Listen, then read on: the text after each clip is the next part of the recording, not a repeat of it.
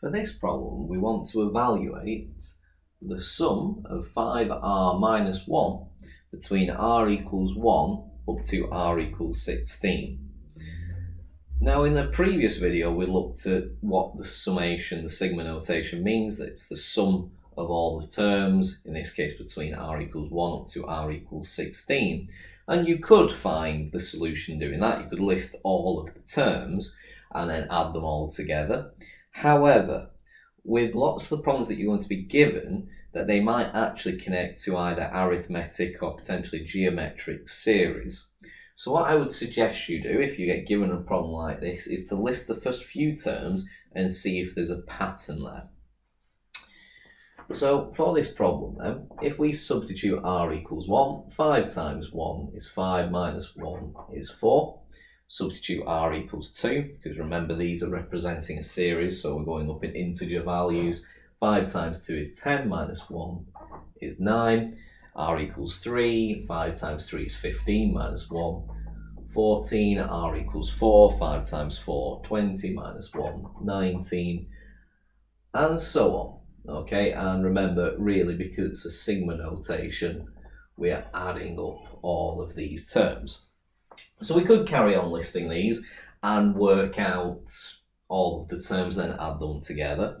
But what you might begin to notice, as is the case with this one, is actually we have a common difference between each of the terms. In this case, we are adding 5 each time. You might also recognise it by the expression, because it is a linear expression there, which means that it is going to be an arithmetic series. But if you don't spot that, hopefully you would spot it if you started to list the terms. So actually, we can use the formula for an arithmetic series. Now, it's the summation, so we're going to use the summation formula, and I'll show you how we can use either of the formula for these problems in a little bit, but we'll stick with the first one. Now, in order to use the first one, we need to know 3 key values. We need to know A, which represents our first term, but we've already started listing our terms, so our first term is just 4. We need to know D, which is our common difference, but we've already found that because we've recognised it in our series there.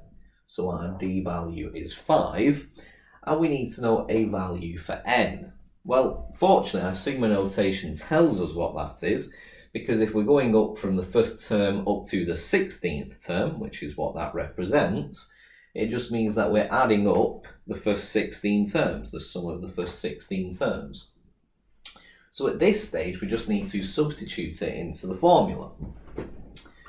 So really, we've got the sum of the first 16 terms is equal to 16 over 2 times 2 times 4 plus n minus 1, which is 15 times our d, which is 5. 16 over 2 is 8. 2 times 4 is 8 plus 15 times 5 is 75. So you've got 8 times 83, which is 664. And that's actually what we get then for our sum of 5r minus 1 between r equals 1 to 16, 664.